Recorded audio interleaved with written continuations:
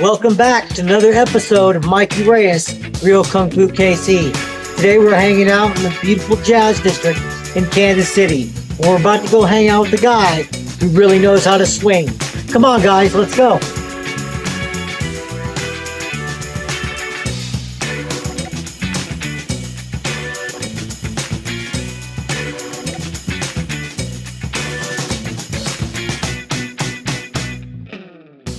Today I'm here hanging out with my friend, David Basse. He's a legend in the jazz community. I just think the world needs to get to know him. So thought we'd just have a conversation. Thank you. You're welcome, my friend. You want to give the people a little introduction about, the amazing man, David Basse here in front of me? I started playing drums. The teacher left town. I started doing it my own way. And I told my mother that's what I was going to do the rest of my life. And so that's what I've been doing, drumming, singing. Awesome. Recording, playing around here a lot. I mean, because this is a really good town for music. Yeah, why don't we talk a little bit about some of the history, more about like the jazz in Kansas City to kind of give people the connection of how important jazz is here in Kansas City. There's a lot of, there's the Mutual Musicians Foundation for one, and it's the only 6 a.m. liquor license in the state of Missouri. So it starts at 1 in the morning and goes till 6 a.m. Fridays and Saturday nights. Okay. And if you're a musician and you want to show your stuff, then go there and see how you fare with the rest of the musicians, because it's a late night jam session. Yeah. And then on the other aspect of it, there's a nightclub called Vu in the old Muehlbach building downtown. And Muehlbach Hotel started having jazz music in 1925, and they had a live radio show for the Muehlbach. And so there's the connection of radio, there's the connection of jazz, there's the connection of the intermingling of races, the open town of Tom Pendergast, the political boss here in Kansas City, and just the fun aspect of people of Kansas City. They just have a good time. It's a great time. When I came to Kansas City, it was like that fit came together. Yeah. Because here I was in a town that's, 30-40% black. All of a sudden there's all these musicians that I can play with. People are accepting. I'm playing in interracial bands. I'm like having a ball. And it's like, wow, this is really something. This is a great place for me. So did the nerves ever really get to you when you performed? Because I think what happens, Mikey, is like with martial arts, it's the breathing, it's the physicality of playing the drums, physicality of singing, and just finding that place where you can let go of it. And I've come to a place with it. Yeah, of course, you always have butterflies. Sure. I was always nervous, especially when I was a young musician. Sure. I read a book that connected God or a presence of a belief with music. And the drummer Tony Williams, who was 17 when he started playing with Miles Davis, so like there's these rock bands are saying, yes, one time we played at Stonehenge and it was just beautiful and we felt like God was there with us and all these people, thousands and thousands of people. And Tony Williams said, every time I sit down at the drums, I say a prayer. Done with the prayer, I play. And it's not me playing, it's God playing through me. Sure. Wow, that's amazing. And then I experienced that. So I met this lady in Santa Fe, New Mexico, was close to him, and they were lovers, and they were longtime friends. And I said, wow. Tony Williams, she said, yeah, he's playing in L.A. soon. And I was living in L.A., and I went to this bar, and I sat down. He walked up to the drums.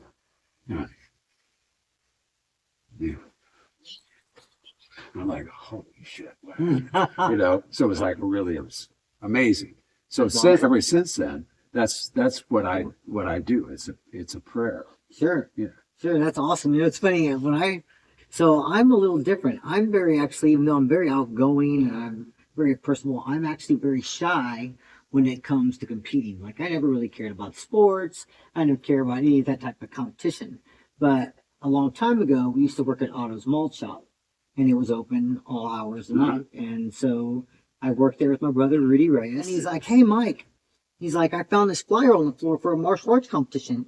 He's like, it opens tomorrow at 8 a.m. You want to go to it? I'm like, sure. I've never been to anything like this. We trained in a freaking warehouse with, you know, mats that were this thin and, you know, train all the time, but never seen anything with people in such beautiful gear flying around and all this weaponry work. We're just like, I was like off take. I was like, oh, like, you know, kids first seeing New York.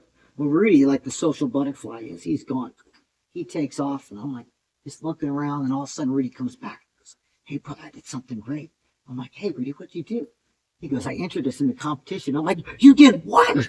He goes, yeah, I entered us in the competition. I'm like, well, what did you do that for? He goes, well, you know, because I thought it'd be cool. And, you know, I entered in advanced division. I'm like, advanced division? He goes, well, yeah, we're not beginners. And I'm like, okay. I'm nervous, man. I'm like all shaking. And we get up there and Rudy's just like, you know, just look at me. Don't look at anybody else. We're good. Breathe. Ready? Go. And when me and Rudy do our 2-person sets, we look like we're going to kill each other. We don't like look like artisans and flowy and nice. We're like, whoa, you know, and go after each other pretty hard. And when we got done, we got like standing ovations. First time we ever competed in the competitions, we did both gold in advanced division, even though I'd only been training for a couple years. And ever since then, for like literally the past, you know, I think I competed from that point on to in the early 2000s, and, you know, swept the competition. And after that, after a while, just like you, it was nothing to get up there and do my jazz and not even think about it and just let it flow straight. See, I don't really even know you as a kung fu guy. Yeah, I know you as my neighbor. That's doing this. You know, you're a pickup truck and you're doing this stuff and you got wood in the back. And you got your tools and you're doing what you're doing, working on your house. And I don't see that other side of you, but it's like a performance. It's like I'm not that person who plays the drums and sings all the time. I'm just a guy that mows the lawn and hangs out and makes dinner and, you know, that kind of thing. So it's like, but you have that light about you when you do that. So that's cool. Yeah, I love it. That's really good. So I didn't know anything really about jazz at all as a youngster. It's like a whole new concept to me. But obviously when I got my wife Tamar, her father, Dan, you know, Dan was a jazz poet laureate, and I started going to these shows. Laureate. Laureate. Thank you. I don't. Yeah. Thank you. On the beat. Yeah. This guy here named him. He said, you are Kansas City's poet laureate. Oh, awesome. I love that. I love it. But I didn't know nothing. But he's also was, I mean, he'd go out and jam, just like he had a horn or, of course, you know, or played the drums. Yeah, that's why he's get up and do playing the word. He always was always about it, you know, saying this stuff. And I got to make a record with it, which is awesome. Yeah, I know. Fantastic. Dan Jaffe is a freaking legend in my heart. I didn't really understand jazz too much. I started listening to it when I'd go out and stuff. Initially, it seemed very off rhythm, and I couldn't catch it. Didn't make as much sense to me, and I had to think about it. But then I started doing my kung fu to it.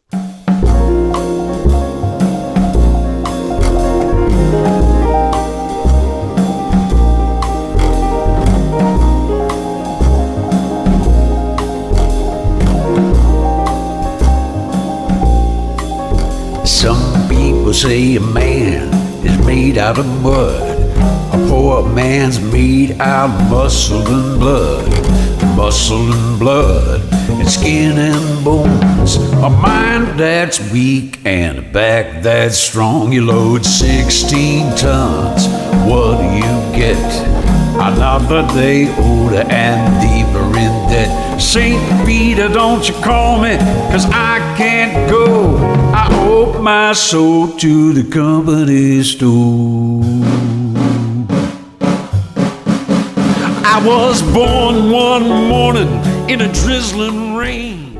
I find jazz to be like learning rope and dart in Kung Fu, because it is the softest thing, but you always have to make it to its point. Right. And jazz, I find, is a lot like that. Like it's very flowy. You could kind of follow it through it, Right. but it's not exact like most modern music. That's like, well, I don't feel it like, Right. rock. It's got those exact beats. It's rhythm with unrhythm. That's how it feels to me. Like you, my older brother, is a Marine. And so he went to Nam when I was 9 years old. And I needed something to fill my life, Mhm. I mean, Sure. really did because and music was that, Yeah. for me. I started listening to the radio. So I had a little transistor radio with a little earplug, and I would listen to KAAY in Little Rock, Arkansas. Uh-huh. And at 11 o'clock at night, KAAY would go 100,000 watts, and I could get them in northeast Nebraska. Would And that there are mean, people my 100,000 watts means it travels further? yeah. Okay. I mean, it's like Yeah. it's 11 o'clock, and it's coming in okay. just like Oh, that. perfect. And Bleecker Street, like the street in New York, that was the name of the show. So they did Fire Sign Theater. They played Miles Issue Orchestra. They played Russell and Roland Kirk. They played Miles Davis, and they played a lot of all the rock and roll that I love too. Sure. So the first song that made me want to get the drums was the Donovan song "Mellow Yellow," because they were playing the hits too and songs. So the first time I heard that song was on that radio show, and I thought, oh my gosh, I got to do that. Yeah. I have to do that. I want to play the drums. Sure. So that was the first thing I started to play. Mhm. First song I learned. And so, but I also, through osmosis, I picked up all those other songs and all those crazy jazz songs and the humor of Fire Sign Theater and the songs that you didn't hear on the radio station. So that really set the table for jazz music. And then when I was 16, this a trumpeter named Don Ellis came to my town, and Don had a band that was 22 or 23 pieces. So he had a string quartet, he had a tuba, he had 3 drummers, and then he played the drums. So sometimes there were 4 drummers, Sure. and he didn't play anything in 4/4. He played in 11. He played in 15/5. He prided himself in doing odd rhythms, and he also invented a trumpet that had 4 valves instead of 3. And so he invented that, and he made it himself. And then, so when they came to the concert, he had a big cape on, and he had these boots that came up over his knees and riding pants. And the piano player, Melcho Leviev, came from Bulgaria, and he had like polka dots, swans, and like striped pants, all This had to different be colors. so wild. It It was sounds just like crazy. the music. It was crazy. And so they came off the bus, came into the place. We were all sitting there. They were late, They got on the stage, set it up quick, and then they started playing this outrageous music. And it was like, oh, wow, this is like unbelievable. I mean, unbelievable. I never heard anything like it. So that was like oh, this opens up all kinds of air to be something different, Sure. to do something different. Sure. So through school, through my high school years, I played in country western bands and rock bands and stuff like that, but I made money in country music. So the first place I went when I was 17, when I lived in Nebraska, is I went to Nashville. So I went to Colorado with this band, and then we played at the rodeo in Cheyenne, and we played in St. Cloud, Minnesota, and we were cruising around. This guy in the band said, why don't we go to Nashville? And that's where I'm from. You drive me down there. So we drove down there in my Volkswagen bus, Yeah. And so it was like, but when I got later in life, I met Melcho Leviev. I met him in California. He came to Kansas City and played. He came to our jam session that we were hosting. Sure. And he sat in and played. And then I heard his band at this gig that they were doing. Then when I moved to California, some of the time he would even come and play with us, which was just amazing. And so I've been able to play the music idolize this musician or that musician or other musicians, and then meet them and then play with them Yeah. and then have them become members of my band That's and give me songs that I could sing. You know, like we were talking about your father-in-law, Dan Jaffe. yeah. Mike Melvoin, a pianist that I worked with in L.A., loved Dan's poetry. And he Yeah. said, we've got to make a record with this guy. So, you know, music is my life. I mean, I love music. Yeah. I love everything about it, just like Kung Fu is your life. Definitely. And it's cool that you have this show now to take, to give you this more of a depth of what you do. Because it is more about, it's more about life than it is just about, oh, I'm teaching some people, or I'm doing this, or I'm working with this person. And, Definitely I'm so No, the best of everything. No, But actually, you don't approach it like that. it's you know? funny when I first started doing this. Initially, I was like, I don't know, who am I to be telling people stuff, you know? Mhm. But obviously, as a teacher and as somebody who's been doing this for a long time, 33 years, you know, it is important to get this Yeah. information out. And like you said, Kung Fu should be about the everyday living. You know, we got to work in life. We got to be happy. Just like musicians communicate with each other while they're playing, you know, we in life and society should try to communicate with each other. So therefore we have a better harmony. We have a better rhythm in society, just like bands do, or people that are doing martial arts, you know, like playing with the band when you have all those pieces. Just think about what somebody would go through when there's 20 some odd pieces in a band, everybody's staying connected, you know, in martial arts, you know, at the same time, anytime somebody were to spar or want to touch hands with you or tries to be violent with you, it's like just like playing in a band. You have to constantly feel the rhythm of this other individual to stay ahead of the game. Otherwise, they take over top of you. And so, you know, it's a very similar thing in the idea of trying to feel. In Kung Fu, they call it Ting Jing. Ting Jing means listening energy. They say that as soon as our skin touches, technically, we're listening to each other. Yeah. And so when you're in those big bands, even though you're not like physically touching people, your senses of around you and connecting everybody, it's got to be so on point, you know, to really keep the flow going. That's its teaching. Ting Jing, yeah, Ting Jing. So Dan has a poem about a pianist, and the poem is called "But Anyhow," and the last line is "But anyhow, you got to really swing." Yeah. Actually, I think I've heard him say it. And so, like with music, with jazz especially, I mean, jazz musicians will say, "Oh, that doesn't swing. How come you don't like that band and you like this band?" Well, because they swing, they don't. And people say, "Well, I don't understand that." Even under the musicians will say that. But jazz musicians that's like the code. So Ting Jing is like swing. Yeah, sure. You know, So you're listening, the ability to have connection between the group.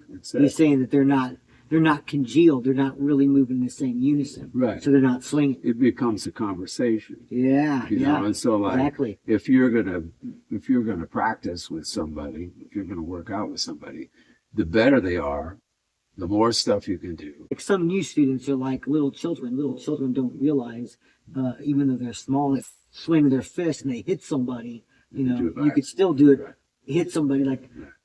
People think that we're like super strong, you know, young kids will be like, bam, and they could still sometimes hurt you. So you always have to be careful. But, you know, obviously the whole point is to listen. And It's like a jam session. It's the same sort of thing. A young person can be like, "Oh, he's so great." Yeah. Nope. Nobody else got to play anything. Because Take advantage. He ate up all the time and Sure. all the space and all the notes and played everything he knew right then. You know. And he's like, But that doesn't really swing. Yeah, of course, because it's not group oriented. Right. And even though Kung Fu is technically a self-oriented art, but it still involves the network of everybody that lives in your world. Because any part of life could take advantage of you, break you down, and make you feel like nothing. Even if you got the most money, you got the greatest wife, you could have the greatest of everything. But if you don't find self to understand that you are okay and that you can build yourself up, you can still easily take it down. So that's why I just try to say that it's about everything. You know, we all have to jive, we all have to swing together, you know, we all have to be on a rhythm together, so therefore we could be the best world, and on top of just being the best bodies. So now that you're not young, and now that you've got your 10,000 hours. Yes, that's something that we say in jazz. Yeah. What people will say, well, how many hours did you practice? Well, to become an expert, you need to do something 10,000 hours. It's funny. I read a book in college called by Malcolm Gladwell called Outliers, and I'm not very well read. And so when I read, you're not really well read. I make up my own words all the time. That's my brother Rudy. Or learned, however you want to call it. But so when I read this book, they talk about the idea of perfection. And he's got like this whole math equation. And the first part is the 10,000 hours. Right. And when I read that, I went home and I calculated our hours. And I think in my first 10 years, I was like 20 or 30,000 hours. Because we trained like 6 hours a night, 6 days a week. And we trained at work. We trained all the time. I was known for like walking around like a cat all over Kansas City. We kept wooden swords in our backpack. Like that's all we did was train. So I love that concept of the 10,000 hours. It definitely is a great basis for knowing your craft. I said my neighbor got a guitar almost as soon as I got the drums. Sure. And so we practiced. By the time I was 14, I was playing in bars. That's crazy. How is it at 14 you could get in a bar? Well, I guess different times. My parents went out of town, and I just baked it. They're like, "Hey, this guy swings. Let him in." Through high school, I played the drums 4 to 8 hours a day. Yeah, every day. Get some. And then after that, I played 8 hours, 4 to 8 hours a day, every day, but on the stage, working out in a bar or whatever. The pianist I met in California, Mike Melvin, he said, we don't do that here in Hollywood. I mean, if we want to practice or play, we do it at home. We don't go out and play 5, 6, 7 nights a week. If we go on tour, we might go for 2 months or a month. But then we go home and relax and hang out, write songs, goof off, Sure. But you have to have a life other than music. And I had really not ever thought of that. Mm-hmm. I was like, oh, what am I going to do? All I have is this, Mm-hmm. So, but now I've taken up radio, so now I have 6,000 or 7,000 hours of radio.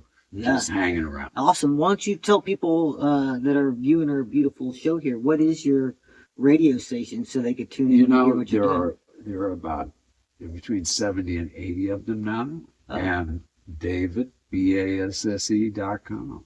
That's how you do it. Yeah, check him out, man. He does a lot of beautiful, beautiful stuff. He has a magical voice when he does his radio show. It's beautiful. We listen to it a lot. Yeah, for sure. Great talking with you. For sure. Great talking with you. Definitely come back and watch us for our next episode of Mikey Reyes, Real Kung Fu KC. See where we're at. See what we're doing. Love y'all. Much love.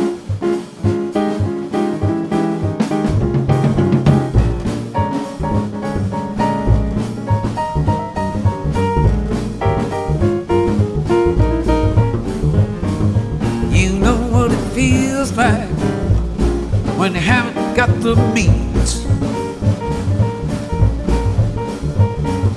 You know what it feels like when you haven't got the means.